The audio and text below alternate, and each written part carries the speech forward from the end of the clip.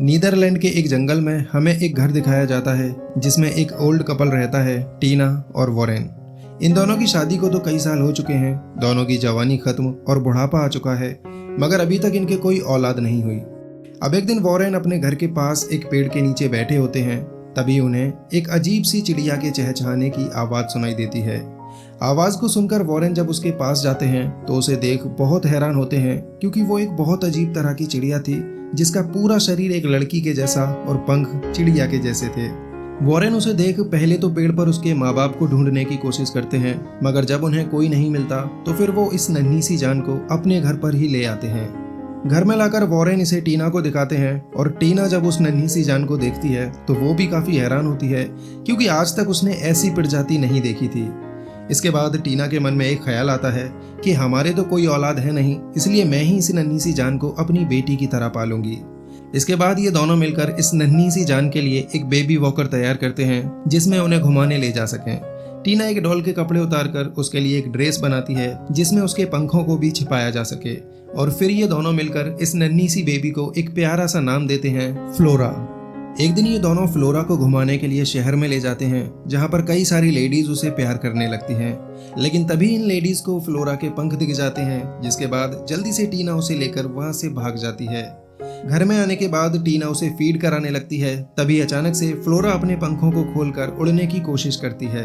ये सब देख टीना बहुत खुश होती है और जल्दी से वो वॉरेन को आवाज लगाती हैं फ्लोरा को उड़ता हुआ दिखाने के लिए। अब धीरे धीरे फ्लोरा इन दोनों के साथ अच्छे से घुलने मिलने लगती है, इन्हीं के साथ खाती है, इन्हीं के साथ सोती है और इन्हीं के साथ घूमने भी जाती है। लेकिन टीना को एक बात की फिक्र बहुत सता रही थी कि फ्लोरा इंसानों की तरह बोलना कब सीख पाएगी, क्योंकि वो तो चींची के अलावा कुछ और बोलती ही नहीं थी। हालांकि टीना को वॉरेन कई बार समझाते भी हैं कि फ्लोरा सिर्फ एक पंछी है, वो हमारी तरह मैनर्स नहीं सीख सकती और ना ही हमारी तरह बोल सकती है। लेकिन टीना तो ये बात मानने को तैयार ही नहीं थी कि फ्लोरा एक पंछी है, क्योंकि वो तो उसे अपनी बेटी ही मानती थी। अब धीरे धीरे फ्लोरा बड़ी होने लगती है और उसकी शरारतें भी बढ़ती ही जाती हैं। लेकिन अक्सर फ्लोरा खिड़की के पास बैठकर खुले आसमान की तरफ देखती रहती थी। जब भी वो खिड़की से किसी पंछी को उड़ता हुआ देखती तो उसका भी यही मन करता कि वो भी अपने पंखों को फैलाकर ऊंची ऊंची उड़ानों के साथ आसमान की सैर करे। लेकिन टीना इस सबसे बड़ी परेशान थी। उन्हें लगता था कि फ्लोरा पंछियों को देखकर ही उड़ने की कोशिश करती है, इसलिए अगर उसे ज्यादा वक्त इंसानों के बीच में रखा जाए तो शायद वो इंसानों की तरह ही बिहेव करेगी। इसलिए एक दिन टीना अपने साथ फ्लोरा को शहर के एक बड़े रेस्टोरेंट में लेकर जाती हैं, जहां पर हर तरह के इंसान आया करते थे। अब यहाँ पर ये दोनों बैठे होते हैं कि तभी फ्लोरा को पिंजरे में दो पंछी दिखते हैं जो अपने पंख फैलाकर मस्ती कर रहे थे। बस फिर क्या था, फ्लोरा भी उन्हीं की तरह बार बार अपने पंख फैलाने की कोशिश करती है, लेकिन हर बार टीना उसे रोक देती है, क्योंकि अगर यहाँ किसी ने फ्लोरा के पंख देख लिए तो फिर गजब हो जाएगा। लेकिन फ्लोरा जब हद से ज्यादा परेशान कर लेती है तो फिर मजबूरी में आकर टीना उसे अपनी गोद में उठाकर टॉयलेट में ले जाती हैं और वहां उसके पंखों को खोलकर उससे कहती हैं, अब तुम जितना चाहो उतना अपने पंखों को फड़फड़ाओ, यहाँ पर तुम्हें कोई नहीं देखेगा। और ये कहकर वो टॉयलेट के बाहर आ जाती हैं। अब काफी देर गुजर जाने के बाद टीना जब वापस से फ्लोरा को लेने टॉयलेट में जाती है तो वहां पर वो देखती हैं कि फ्लोरा तो खिड़की से बाहर उड़ चुकी थी और टॉयलेट में सिर्फ उसके शूज रखे थे। इसके बाद तो टीना की हालत खराब हो जाती है और घर आकर वो सारी बात वॉरेन को बताते हुए उनसे कहती है कि किसी भी तरह से हमें फ्लोरा को ढूंढना होगा, क्योंकि वो अभी छोटी है, अपना ख्याल खुद से नहीं रख सकती। और इसी के साथ ये दोनों मिलकर फ्लोरा को ढूंढने के लिए निकल पड़ते हैं। इधर हम आसमान में फ्लोरा को देखते हैं जो पंछियों के एक बड़े झुंड के साथ आसमान की ऊंचाइयों में उड़े जा रही थी। लेकिन तभी अचानक से फ्लोरा का बैलेंस बिगड़ता है और वो एक घर में एक छोटी सी बच्ची के बेड पर जा गिरती है। इस घर में जो बच्ची रहती है उसका नाम लॉली है, और जब लॉली अपने बेड पर फ्लोरा को देखती है तो वो उसके पंखों को देख काफी ज्यादा फैसिनेट हो जाती है। लॉली फ्लोरा से दोस्ती करना चाहती है और वो ये भी चाहती है कि फ्लोरा की तरह ही उसके भी पंख आ जाएं। इसी बीच घर में लॉली के फादर आ जाते हैं, जिनके आते ही लॉली फ्लोरा को जल्दी से बेड के नीचे छिपा देती है और अपने डैड के जाने के बाद वापस से बेड के नीचे से निकाल लेती है और फिर उसे अपने साथ लेकर एक पेड़ पर चली जाती है, जहां पर ये दोनों रात गुजारने वाले थे। इधर वॉरेन और टीना शहर में आकर इधर उधर फ्लोरा को ढूंढ रहे होते हैं और काफी थक चुके होते हैं। अब रात गुजारने के लिए वो दोनों एक होटल में जाते हैं, लेकिन वहां जाकर उन्हें पता लगता है कि इस होटल में तो एक भी कमरा खाली नहीं था। इसके बाद निराश होकर ये दोनों एक पेड़ के नीचे आकर सो जाते हैं, लेकिन वो इस बात से बिल्कुल अनजान है कि उसी पेड़ के ऊपर इनकी फ्लोरा भी सो रही थी। अब सुबह होती है तो उनको वहां पर लॉली मिलती है और लॉली को देखकर ये दोनों काफी हैरान होते हैं कि आखिर ये जरा सी बच्ची इस पेड़ पर कर क्या रही थी। तभी लॉली उन्हें बताती है कि वो इस पेड़ पर अपनी दोस्त के साथ सोई हुई थी, लेकिन उसकी दोस्त पता नहीं कब उसे छोड़कर उड़ गई। ये सब सुनकर वॉरेन जल्दी से पेड़ के ऊपर चढ़ जाते हैं, लेकिन पेड़ के ऊपर चढ़कर फिर से उन्हें फ्लोरा के शूज ही मिलते हैं जो कि लॉली ने उसे पहनाए थे। इसके बाद इन दोनों को फ्लोरा के मिलने की एक उम्मीद मिल जाती है और जल्दी से ये दोनों उसे ढूंढने के लिए आगे बढ़ते हैं। लेकिन अब लॉली भी उनके साथ जाने की जिद करने लगती है, क्योंकि उसे भी तो अपनी दोस्त को ढूंढना था। और इस तरह अब ये तीनों ही मिलकर फ्लोरा की तलाश में निकल पड़ते हैं। अब एक बार फिर से हम फ्लोरा को आसमान में पंछियों के झुंड के साथ उड़ता हुआ देखते हैं, जहां वो काफी इंजॉय कर रही होती है। लेकिन इस बार फिर से ज्यादा ऊंचाई पर वो नहीं उड़ पाती और एक चर्च के ऊपर जा गिरती है। अब फ्लोरा को चर्च पर देख सभी लोग उसे इंसानी बच्चा समझने लगते हैं और जल्दी से रेस्क्यू टीम वहां आकर उस बच्चे को बचाने में लग जाती है। इस रेस्क्यू टीम में एक बहुत ही बहादुर रेस्क्यूअर भी होता है, जो इतना बहादुर था कि कोई भी मिशन करते वक्त पैंट में ही सूसू कर ले, और वो हमेशा खुद की ही जाबाजी के किस्से लोगों को सुनाते रहता है, बिल्कुल किसी शेख चिल्ली की तरह। तो अब डरते डराते जैसे ही वो रेस्क्यूअर चर्च के ऊपर फ्लोरा के पास पहुंचता है, वैसे ही फ्लोरा डर के मारे वहां से भी उड़ जाती है और सबको लगता है कि फ्लोरा को कोई चील उड़ा कर ले गई। इसके बाद ये खबर आग की तरह पूरे शहर में फैल जाती है कि एक मासूम बच्ची को चील उड़ा कर ले गई। और जब ये खबर टीना सुनती हैं तो वो समझ जाती हैं कि वो बच्ची हमारी फ्लोरा ही होगी। और फिर ये तीनों भागे भागे उस डरपोक बहादुर रेस्क्यूअर के पास जाते हैं जिसने फ्लोरा को करीब से देखा था। लेकिन यहाँ तो रेस्क्यूअर भाई साहब की हालत काफी खराब होती है, क्योंकि उन्हें इस बात का सदमा लग चुका था कि उस बच्ची को चील उड़ा कर ले गई।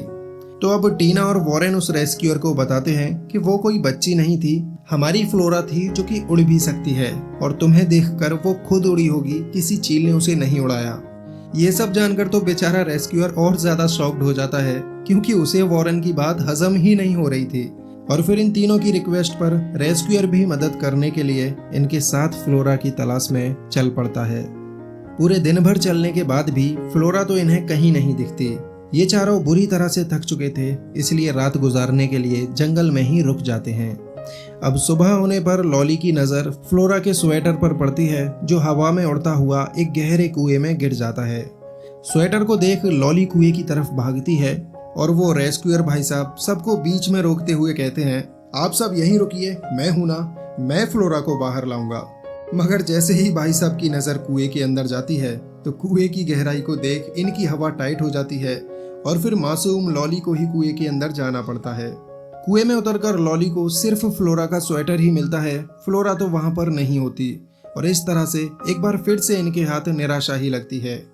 अब लॉली को कुएं से बाहर लाने के लिए टीना कुएं में जाती है और बड़ी मशक्कत के साथ वॉरेन पूरा जोर लगाकर रस्सी को खींचने लगते हैं। लेकिन मजाल है, रेस्क्यूअर भाई साहब रस्सी खिंचवाने में हाथ भी लगवा दें, वो तो बस नई दुल्हन की तरह मुंह छिपा जाते हैं। फाइनली वॉरेन इन दोनों को कुएं के बाहर निकाल लेते हैं और अब ये सभी आराम करने के लिए एक हॉस्टल में जाते हैं। लेकिन वो कोई हॉस्टल नहीं बल्कि हॉस्टल था, यानी कि HORSTEL, मतलब मेंटल लोगों का हॉस्टल। तो इस हॉस्टल में अगर टीना लॉली को नहलाती है और फिर उसे कपड़े चेंज करने उसके रूम में भेज देती है। अब रूम में कपड़े चेंज करते हुए लॉली की नज़र एक लड़के पर पड़ती है जो बाहर आराम से पेड़ के ऊपर बैठा हुआ था।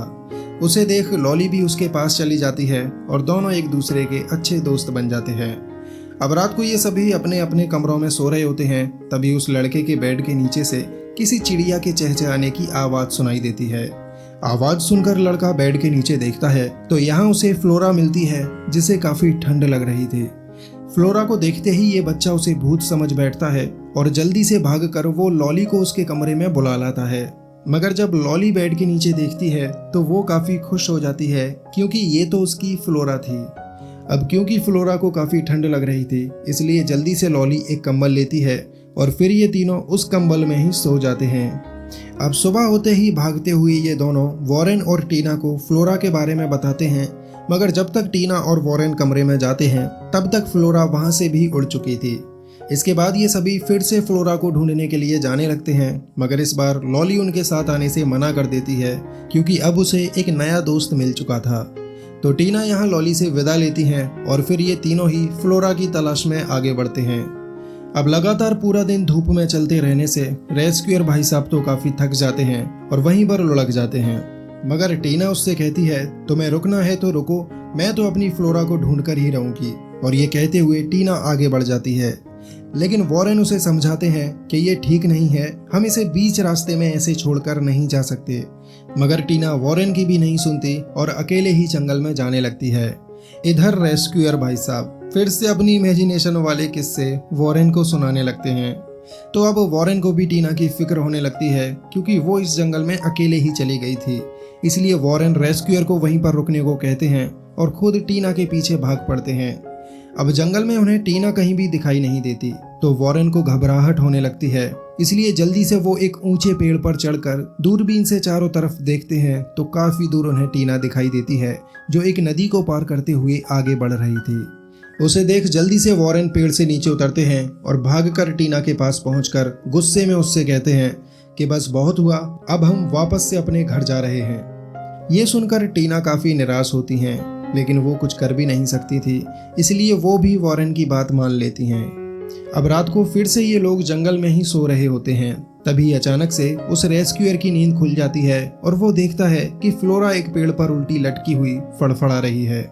फ्लोरा को मुसीबत में देख पहली बार रेस्क्यूअर भाई साहब हिम्मत दिखाते हैं और किसी तरह लटकते झटकते वो फ्लोरा की जान बचाने में कामयाब हो जाते हैं। लेकिन भाई साहब इतने बैल बुद्धि थे कि किसी को बताए बिना ही फ्लोरा को छोड़कर उसे उड़ा देते हैं और फिर सुबह को अपनी इस बहादुरी का किस्सा वॉरेन और टीना को सुनाने लगते हैं।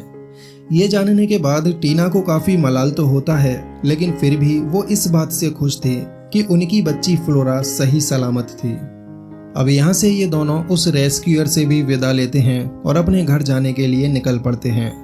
रास्ते में जाते हुए टीना की नज़र फ्लोरा पर पड़ जाती है, जो मज़े से आसमान में उड़ रही थी। अब तो ये दोनों पूरे एक्साइटमेंट के साथ उसका पीछा करते हैं, लेकिन उड़ती हुई फ्लोरा उनकी नज़र से बहुत दूर बीच समंदर में जा पहुंचती है। अब इन दोनों को बिल्कुल ही कोई उम्मीद नहीं बचती कि फिर कभी वो फ्लोरा को देख भी पाएंगे, क्योंकि वो तो समुंदर के पार जा रही थी। और ये देख वो दोनों दुखी होकर वापस अपने घर जाने के लिए आगे बढ़ते हैं। तभी हमारी नज़र फ्लोरा पर जाती है, जिसे उड़ पाने में बहुत ही मुश्किल हो रही थी। शायद उसके पंख ठीक से काम नहीं कर रहे थे और फिर देखते ही देखते फ्लोरा समुंदर में ही जा गिरती है। इधर वॉरेन और टीना अपने घर जाने वाली बस में चढ़ जाते हैं और आंखों में फ्लोरा की यादों को ताज़ा करते हुए वहां से जाने लगते हैं। लेकिन तभी अचानक से वॉरेन की नज़र समुंदर में फ्लोरा पर पड़ जाती है, जो एक लकड़ी के टुकड़े पर पड़ी हुई लहरों के साथ किनारे पर चली आ रही थी। फ्लोरा को देखते ही ये दोनों बस में से उतरकर किनारे की तरफ भाग पड़ते हैं और जल्दी से वॉरेन फ्लोरा को अपनी गोद में उठा लेते हैं। फ्लोरा भी इन दोनों को देखकर बहुत खुश होती है और फिर ये दोनों उसे अपने साथ घर ले आते हैं। यहाँ पर हम देखते हैं कि फ्लोरा के पंख किसी चीज़ में उलझे हुए थे, इसलिए वो समुंदर में गिर गई थी। तो सबसे पहले वॉरेन उसके पंखों को खोल देते हैं और फिर फ्लोरा के मिल जाने की खुशी में ये दोनों खूब मस्ती में डांस करने लगते हैं। अब रात हो जाती है और ये दोनों चैन से बिस्तर पर सो रहे होते हैं, मगर फ्लोरा को जरा भी नींद नहीं थी। वो तो बस आसमान की तरफ देखकर बार बार खिड़की में से उड़ जाने की कोशिश कर रही थी, लेकिन खिड़की बंद होने के कारण हर बार टकरा कर नीचे गिर जा रही थी। बार बार उसके गिरने की आवाज़ सुनकर टीना की भी नींद खुल जाती है और इस तरह से फ्लोरा को खिड़की से टकराता हुआ देख जल्दी से टीना उसे गोद में उठा लेती हैं कि फ्लोरा को इस तरह से हम घर के अंदर नहीं रख सकते, क्योंकि उसे आज़ादी पसंद है। तो इसलिए सुबह होते ही दोनों हस्बैंड वाइफ ये डिसाइड करते हैं कि वो फ्लोरा को छोड़ देंगे, जिससे जहाँ भी उसका मन करे वहाँ वो आज़ादी के साथ जा सके। और फाइनली फ्लोरा को लेकर ये दोनों फील्ड में आते हैं और वहीं पर उसे आज़ाद कर देते हैं, जिसके बाद मस्ती में झूमती हुई फ्लोरा उड़ते हुए वहाँ से कहीं दूर चली जाती है।